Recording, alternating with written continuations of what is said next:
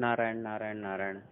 श्रीमद् भागवत कथा के अंतर्गत आज श्रवण करेंगे बलराम जी का प्राकट्य। सच्चिदानंद रूपाय विश्वोत्पत्त्यादि हेतवे तापत्रय विनाशाय श्री कृष्णाय वयम नमः। बोलिए बाल कृष्ण लाल की जय। बलराम जी का प्राकट्य। 6 बालक कंस राजा ने मार डाले हैं। देवकी जी को 7वां गर्भ रहा है। इस गर्भ में बलराम जी आए हैं। भगवान ने योग माया को आज्ञा दी है। बलराम जी को वहां से उठाना है और रोहिणी जी के पेट पर रख देना है। भगवान जगत में आते हैं तब भगवान भी माया को लेकर के आते हैं। संसार माया में है। संसार में कोई भी काम माया के बिना नहीं होता। माया का उपयोग करो पर माया के अधीन मत रहो। जीव जब माया का गुलाम बनता है तब माया उसको दुख देती है। मैं भगवान का दास हूँ, मैं माया का दास नहीं हूँ। भगवान भी जब जगत में आते हैं तो माया को लेकर के आते हैं। भगवान ने माया को कहा, मेरे 2 काम तुम्हें करने हैं। बलराम जी को देवकी के गर्भ से उठा करके रोहिणी जी के पेट पर रख देना। यशोदा जी के यहाँ कन्या रूप में तुम्हारा जन्म होगा। मेरे पिता बसदेव जी मुझे लेकर गोकुल आएंगे और तुम्हें लेकर मथुरा आएंगे वापस। कंस तुम्हें मारने के लिए आएगा, उसके हाथ से निकल जाना। कंस तुम्हें क्या मार सकता है। मेरे तू 2 काम करेगी तो 2 महीने में तेरी पूजा होगी। भगवान ने योग माया को ऐसी आज्ञा दी है। भगवान कभी माया के अधीन होते नहीं हैं। जीव माया के अधीन हो जाता है, इसलिए दुखी होता है। योग माया ने बलराम जी को देवकी जी के पेट से उठाया है और रोहिणी जी के पेट पर रख दिया है। रोहिणी जी के पेट में गर्भ रहा है। 9 मास परिपूर्ण हुए हैं। परम पवित्र भाद्र मास की शुक्ल पक्ष षष्ठी तिथि मध्याह्न काल में बलराम जी महाराज का प्राकट्य हुआ है। श्री बलराम जी महाराज की जय। दाऊ भैया जी प्रकट हुए हैं। भाद्रपद शुद्ध षष्ठी के दिन उनका प्राकट्य हुआ है। बलराम जी बड़े बलवान हैं। बलराम जी गोरे हैं, तेजस्वी हैं। बलराम जी महाराज आंख बंद रखते हैं। बलराम जी ने विचार किया, कृष्ण के प्रकट होने बाद मैं आंख खोलूंगा, भगवान के लिए आंख खोलूंगा। आंख खोलना ही नहीं है, भगवान का दर्शन करूंगा, फिर जगत को देखूंगा। आप जिसको आंख देते हो, जिसे देखते हो, वह आपके मन में आ जाता है। आंख देने से प्रथम थोड़ा विचार करो। कुछ भी देखने से पहले थोड़ा विचार करो, मैं किसको आंख देता हूँ, कैसे भाव से आंख देता हूँ, मेरे मन में कैसा भाव है। आप जिसको आंख देते हैं उसको मन देना ही पड़ता है। बलराम जी ने निश्चय किया, श्री कृष्ण को आंख से अंदर ले जाऊंगा, श्री कृष्ण को हृदय में स्थिर करके फिर जगत को देखूंगा। बलराम जी ने ऐसा निश्चय किया है। आंख खोलते ही नहीं है। यशोदा मैया को भय लगता है, ये बालक सुंदर तो बहुत है पर आंखें ही नहीं खोलता। इसको किसी की दृष्टि लग गई है, किसी की नजर लग गई। यशोदा माँ ने शांडिल्य ऋषि की धर्मपत्नी पूर्णमासी को बुलाया है और कहा है, इसकी नजर उतारो। ये बालक सुंदर तो बहुत है पर आंख ही नहीं खोलता। पूर्णमासी आई है। पूर्णमासी ने बलराम जी के हाथ पैर की रेखाएं देखी हैं। पूर्णमासी ने कहा, यशोदा ये बालक बड़ा भाग्यशाली है, इसके लक्षण बहुत अच्छे हैं। मुझे ऐसा लगता है कि यह आंख बंद करके किसी का ध्यान कर रहा है। यशोदा अब तेरे यहाँ पुत्र होना ही चाहिए। यशोदा जी ने कहा, अब तो मैंने आशा छोड़ दी है। आज तक मैंने बहुत प्रयत्न किए, सफलता नहीं मिली। मैंने तो ऐसा मान लिया है कि गोकुल गांव में जितने बालक हैं सभी मेरे ही बालक हैं। अब मुझे आशा नहीं है। पूर्णमासी ने कहा, मैया ऐसा नहीं है, ये बालक बड़ा भाग्यशाली है। बलराम जी शब्द ब्रह्म हैं। शब्द ब्रह्म जहाँ प्रकट होता है वहाँ बाद में पर ब्रह्म आते जरूर हैं। श्री कृष्ण आएंगे ऐसा लगता है। छोटा सा गोकुल गांव है। नंद बाबा का कोई शत्रु नहीं है। सभी के साथ नंद जी का प्रेम भाव है। नंद शब्द का अर्थ होता है जो दूसरों को आनंद देता हो। मधुर वाणी, विनय, सरल स्वभाव, उदारता, सभी सद्गुणों से जो दूसरों को आनंद देता है वही नंद है। मेरे गांव में कोई भूखा ना रहे, मेरे गांव में किसी से झगड़ा ना हो। नंद बाबा का कोई शत्रु नहीं है। जो सबको आनंद देता है उसी को नंद कहते हैं। सभी का आशीर्वाद नंद बाबा को मिला है। यशोदा शब्द का अर्थ होता है जो दूसरों को यश दे। यशोदा मैया ऐसी भोली हैं, सरल हैं कि कोई भी आता है तो उसको वंदन करती हैं। आपके आशीर्वाद से बालक हुआ है। मैं तो नाम की माँ हूँ, ये आपका बालक है। सभी ऐसे बोलती हैं यशोदा मैया से। सभी को ऐसा हुआ है। कन्हैया मेरा पुत्र है। भगवान के जन्म पर यशोदा मैया ऐसा कहती हैं कि आपके आशीर्वाद से बालक हुआ है। मैं तो नाम की माँ हूँ, ये आपका बालक है। सभी को ऐसा हुआ कि कन्हैया मेरा ही पुत्र है। किसी के घर में बालक हो तो गांव के सभी लोग नाचते हैं। नंद बाबा के यहाँ बाल कृष्ण जब प्रकट हुए हैं तब गोकुल गांव के सभी जीव नाचते हैं। सभी को ऐसा हुआ है कि कन्हैया मेरा ही बालक है। विधवा, सधवा, गरीब, श्रीमान, अमीर, गरीब, सभी को आनंद हुआ है, इसीलिए सभी आनंद में नाचते हैं। यशोदा मैया नंद यशोदा को गोकुल के सभी ब्रजवासी आशीर्वाद देते हैं। शांडिल्य ऋषि नंद बाबा के कुल पुरोहित हैं। शांडिल्य ऋषि को ब्रजवासियों ने कहा, नंद बाबा जी का हमारे ऊपर बहुत प्रेम है। गोकुल में हम सब बहुत सुखी हैं। बस एक ही बड़ा दुख है, नंद बाबा को कोई पुत्र नहीं है। कोई अनुष्ठान करो, ऐसा अनुष्ठान कि नंद बाबा के यहाँ पुत्र हो।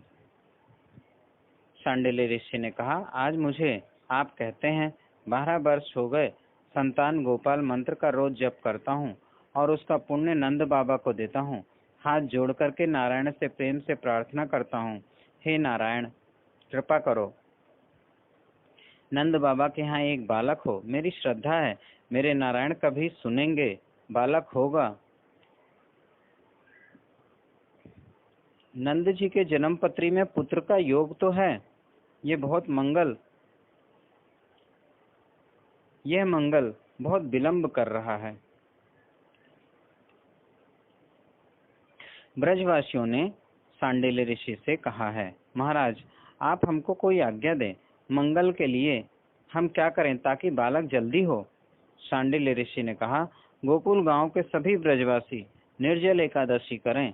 रात्रि में नारायण नारायण नारायण नारायण का कीर्तन करते हुए जागरण करें। उसका पुण्य फिर नंद बाबा को दें तो बालक जल्दी होगा। भाद्रपद शुद्ध षष्ठी के दिन दाऊ भैया जी आए हैं। भाद्रपद शुक्ला एकादशी से सभी ब्रजवासी निर्जल व्रत करते हैं। 23 एकादशी का निर्जल व्रत होने के बाद श्री कृष्ण प्रकट होते हैं। छोटे छोटे बालक निर्जल एकादशी का व्रत करने लगे हैं। नंद बाबा को अच्छा नहीं लगता, बेटा तू 8 वर्ष का है, फलाहार करना चाहिए। बालक बोलते हैं, बाबा आपके घर में बालक हो, मुझे कन्हैया के साथ खेलना है। आपके घर में बालक हो इसलिए मैं व्रत करता हूँ। कभी कभी ऐसा हो जाता है कि बालक जो बोलता है वही सत्य हो जाता है। छोटे छोटे बालक नंद बाबा को, यशोदा माता को आशीर्वाद देते हैं, बाल कृष्ण प्रकट हों, मैं इसलिए व्रत करता हूँ। बाल कृष्ण जब प्रकट हुए हैं तब बालकों को ऐसा लगता है कि मैंने व्रत किया इसलिए कन्हैया आया, कन्हैया मेरा है। गोपियों को ऐसा लगता है मैंने अनेक देवियों की पूजा की है, देवों से मनौती रखी है, तब कृष्ण आए हैं इसलिए कन्हैया मेरा है। ब्राह्मणों को ऐसा लगता है हमने गोपाल मंत्र का जप किया इसलिए कन्हैया हुआ। सभी को ऐसा लगता है कन्हैया मेरा है। 23 एकादशी निर्जल करते हैं। जिस घर में सभी जीव एकादशी करते हैं जिस घर में गरीब की पूजा होती है, जिस घर में गाय की सेवा होती है, जिस घर में सभी प्रेम से भगवान का कीर्तन करते हैं, बाल कृष्ण लाल उसी घर में आते हैं। प्रकट हुए मथुरा में, आनंद दिया ब्रजवासियों को, गोकुल में आए हैं। सभी ब्रजवासी बहुत पढ़े लिखे नहीं हैं, कपट करके पैसा कमाने की उनमें अकल ही नहीं है, गरीब हैं। गाय सभी को प्राण से प्यारी लगती है, ऐसा गोकुल के ब्रजवासी हैं। सभी गायों की सेवा करते हैं, सभी ऐसे उदार हैं कि आंगन में कोई गरीब आए, साधु आए, ब्राह्मण आए तो बहुत प्रेम से उसकी पूजा करते हैं। जिस घर में गरीब की पूजा होती है, जिस घर में गाय की सेवा होती है, जिस घर में सभी प्रेम से भगवान के नाम का कीर्तन करते हैं, जिस घर में एकादशी का व्रत रखते हैं, उस घर में बाल कृष्ण लाल खेलते हैं। ब्रजवासी नंद बाबा को, यशोदा माता को आशीर्वाद देते हैं, बालक हो, बालक हो। यशोदा जी के पेट में गर्भ रहा है, उसी समय देवकी जी भी सगर्भा हुई हैं। भगवान माँ के पेट से बाहर नहीं आए हैं, भगवान बाहर से ही प्रकट हुए हैं। देवकी जी के हृदय में प्रवेश किया है। आज तक देवकी माता को कंस राजा का बहुत भय लगता था, भगवान हृदय में आए तभी से देवकी जी निर्भय हो गई, जरा भी भय नहीं लगता, अति शांत हैं, आनंद में सतत नारायण का ध्यान करती हैं। कंस देखता है, अब मेरा काल इसके पेट में आया है, ऐसा लगता है इसके मुख पर तेज बहुत दिखता है। कंस राजा अपने सेवकों को कहा है, सावधान, मेरा काल आने वाला है। सेवकों ने कहा, आप घबराना नहीं, चिंता नहीं करें, हम रात्रि में खड़े रहते हैं, बैठने से कभी आंख भी लग सकती है, बालक का जन्म होते ही हम आपको खबर कर देंगे। माता देवकी के हृदय में विराजमान श्री कृष्ण की देव गंधर्व स्तुति करते हैं। सत्यव्रतम सत्यपरम त्रिसत्यम सत्यस्य योनिम निहितं च सत्ये सत्यस्य सत्ये मृत सत्य नेत्रम सत्यात्मकं त्वां शरणं प्रपन्नाः। हमको भगवान ने वरदान दिया है, वह वरदान सत्य करने के लिए भगवान अब प्रकट होने वाले हैं। पृथ्वी भाग्यशाली है, श्री कृष्ण का चरण स्पर्श होने वाला है, ऐसा सभी देव गंधर्व स्तुति करते हैं। भगवान की सेवा स्मरण में जो तन्मय होते हैं, संसार सागर को तर जाते हैं। कितने ही जीव ज्ञान के अभिमान में सेवा पूजा को गौण समझते हैं, भक्ति को छोड़ते हैं। ऐसे ज्ञानी पुरुष का पतन हो जाता है। जिसको भगवान के स्वरूप का बराबर ज्ञान हुआ है, वह भगवान को एक क्षण के लिए भी नहीं छोड़ता, वह भगवान की सेवा पूजा किए बिना नहीं रह सकता। ज्ञानी बनना बड़ा कठिन नहीं है, 2-4 पुस्तकें पढ़ लो, ज्ञान हो जाएगा। प्रभु प्रेमी बनना बड़ा कठिन है। जिसको भगवान के स्वरूप का ज्ञान हुआ है, वह जगत के साथ प्रेम नहीं करता, वह भगवान के साथ प्रेम करता है। भगवान को फिर प्रकट होना पड़ता है। देवों ने देवकी जी को आश्वासन दिया है, आप अब भगवान प्रकट होने वाले हैं, चिंता नहीं करना, 9 मास परिपूर्ण हुए हैं, प्रभु प्राकट्य का समय हुआ है। अथ सर्वगुणोपेतः कालः परम शोभनः यर्हो वाजन जन्मरक्षम सांतरक्ष ग्रहतारकम। अंतःकरण अति शुद्ध होता है, तब भगवान का अवतार अंदर भी होता है, हृदय में भी होता है। आज श्री कृष्ण अंदर नहीं, बाहर प्रकट होने वाले हैं। अष्टधा प्रकृति की शुद्धि बताई है। आज काल भी कोमल हो गया है। काल को लोग क्रूर मानते हैं, काल सभी को मारता है, काल किसी पर दया नहीं है, काल को किसी पर दया नहीं आती, इसीलिए लोग काल को क्रूर मानते हैं। आज काल कोमल बन गया है। काल के मालिक श्री कृष्ण हैं। श्री कृष्ण काल के अधीन नहीं है। काल आज कोमल बना है। इसका कारण यही हुआ है कि काल ने विचार किया है, मेरे मालिक मुझे कितना मान देते हैं, भगवान मेरे अधीन जैसे होने वाले हैं। भगवान काल के अधीन नहीं हैं। काल के अधीन होने जैसी लीला भगवान करने वाले हैं, इसलिए काल बहुत कोमल हुआ है। नारायण नारायण नारायण। कल की कथा में श्रवण करेंगे भगवान श्री कृष्ण का प्राकट्य।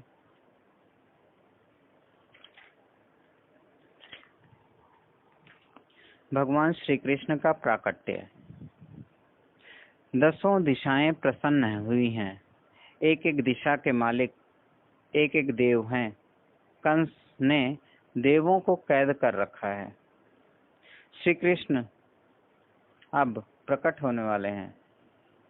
दिशाओं को आनंद हुआ है। कंस को मारेंगे। हमारे पति घर में आएंगे। मेघ प्रसन्न है। श्री कृष्ण का श्री अंग मेघ श्याम है। मेघ विचार करते हैं, मैं श्री कृष्ण का मित्र हूँ। कन्हैया का रंग मेरा रंग एक सरीखा है। आज मेघों को आनंद हुआ है।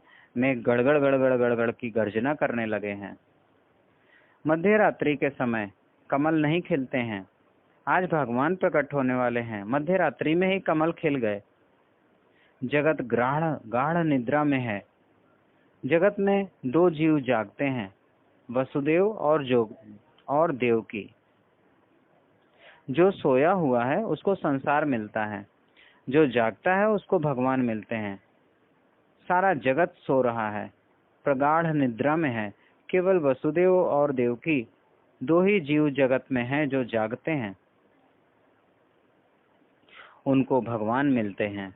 जो सावधान होकर के सर्वकाल भक्ति करता है वही जागता है। जो संसार सुख में फंसा हुआ है वह सोया हुआ है। जो सोया है उसे संसार मिलता है। संपत्ति का नाश हुआ, संतति का नाश हुआ, अति दुख भी सतत भक्ति करते हैं, ऐसे जीव ही भगवान को प्राप्त होते हैं। दर्शन की तीव्र इच्छा है, एक बार दर्शन हो जाए। वैष्णव जब दर्शन के लिए अति आतुर हो जाते हैं, कब दर्शन होगा, कब दर्शन होगा, कब भगवान का अवतार होगा। परम पवित्र समय प्राप्त हुआ है। भाद्र मास कृष्ण पक्ष अष्टमी तिथि रोहिणी नक्षत्र का सुयोग है। मध्य रात्रि में आकाश में देवगण गंधर्वगण बाजा बजाते हैं। अप्सराएं नाचती हैं, मंगल गीत गाती हैं। परम पवित्र अष्टमी की मध्य रात्रि में माता देवकी के सन्मुख चतुर्भुज रूप से श्री कृष्ण भगवान प्रकट हुए हैं। बोलिए श्री कृष्ण कन्हैया लाल की जय। तम अद्भुतम बालक मम्बुजे क्षणम चतुर्भुजम शंख गदायुधायुधम श्रीवत्सलक्ष्मम गलशोभिकौस्तुभम पीतांबरम सांद्रपयोद सौभगम। कारागृह में वसुदेव देवकी को चतुर्भुज नारायण का दर्शन हुआ है। मेरे लिए भगवान कारागृह में आए हैं। शरीर में रोमांच है, आंख से प्रेमाश्रु निकल रहे हैं, बार बार निहारते हैं। अद्भुतम बालकम। भगवान ने वसुदेव देवकी को आज्ञा दी है, ठीक से दर्शन करो, अच्छे से दर्शन करो। दर्शन का अर्थ ये है कि आंख से भगवान को अंदर ले जाओ।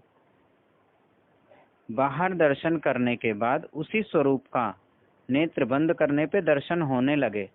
आंख से भगवान को अच्छी तरह से देखते हुए अपने अंदर ले जाओ। बाहर जो दर्शन किया, बाद में वही स्वरूप का अंदर अपने हृदय में दर्शन करो। जिसको अंदर भगवान का दर्शन होता है, आत्म स्वरूप में जिसको नारायण का दर्शन होता है, उसको कभी वियोग नहीं होता, उसको कभी भगवान का वियोग नहीं होता। जिसको बाहर दर्शन होता है उसको भगवान का वियोग भी होता है। जो केवल बाहर गया दर्शन देख कर उसे भगवान का वियोग होता है। जिन्होंने दर्शन किया फिर भगवान को अपने नेत्रों से उन्हें अंदर ले गए, उन्हें भगवान का वियोग नहीं होता। बराबर दर्शन करो, आंख से स्वरूप को अंदर ले जाओ। अभी थोड़ा पाप बाकी है। 11 वर्ष तक ध्यान करो, 11 वर्ष के बाद मैं आऊंगा। अब मुझे जल्दी गोकुल पहुंचा दो, मुझे वहां जाना है, वहाँ लीला करूँगा। 11 वर्ष के बाद मैं आऊँगा। माता पिता को अपने स्वरूप का भान कराया है। चतुर्भुज स्वरूप अंतर्ध्यान करते हैं और बाल स्वरूप प्रकट किया है। देवकी माँ के गोद में लेकर के प्यार करती हैं। देवकी माँ बाल कृष्ण को गोद में लेकर के प्यार करती हैं। हृदय का प्रेम रस बाल कृष्ण को अर्पण करती हैं। बार बार निहारती हैं। वसुदेव जी विचार करते हैं, अभी मेरा थोड़ा पाप बाकी है, इसलिए मुझे आज्ञा हुई है 11 वर्ष तक ध्यान करो। परमानंद होता है। दोनों आनंद में मगन हैं। जय जय श्री राधे, जय जय श्री कृष्ण। नारायण नारायण नारायण। श्री भागवत भगवान की है आरती, पापियों को पाप से है तारती। ये अमर ग्रंथ, ये मुक्ति पंथ, ये पंचम वेद निराला, नव ज्योति जगाने वाला। हरि नाम यही, हरि धाम यही, जग मंगल की है आरती। पापियों को पाप से है तारती। ये शांति गीत पावन पुनीत, पापों को मिटाने वाला, हरि दर्श कराने वाला। है सुख करनी, है दुख हरणी, मधुसूदन की है आरती। पापियों को पाप से है तारती। ये मधुर बोल जग फंद खोल, सन्मार्ग बताने वाला, बिगड़ी को बनाने वाला। श्री राम यही घनश्याम यही, श्री राम यही घनश्याम यही, प्रभु के महिमा की आरती। पापियों को पाप से है तारती। श्री भागवत भगवान की है आरती। पापियों को पाप से है तारती। कर्पूरगौरम करुणावतारम संसार सारम भुजगेन्द्रहारम सदा वसंतम हृदयारविंदे भवम भवानी सहितम नमामि। नीलाम्बुश्यामल कोमलांगम सीता समारोपितमां भागम पाणौ महाश्रयचारुचापम नमामि रामं रघुवंशनाथम।